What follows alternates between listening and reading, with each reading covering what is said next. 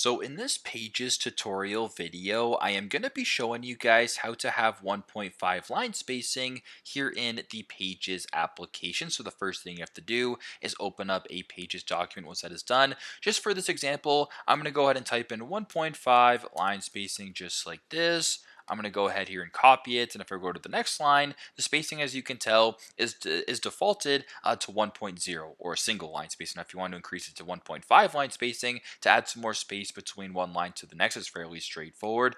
Simply just go to the right hand side of your screen, go to where it says spacing right here, and where it says 1.5 single or 1.0 single, press on that to get the drop down. Go to 1.5 right here, press on that, and there you go. Now the line spacing is 1.5. So if we were to go ahead to the next line right here and type in the exact same thing, the spacing is 1.5. So super simple, super straightforward, but this is how to have 1.5 line spacing in a Pages document. Thanks again for watching, and I hope this video helps.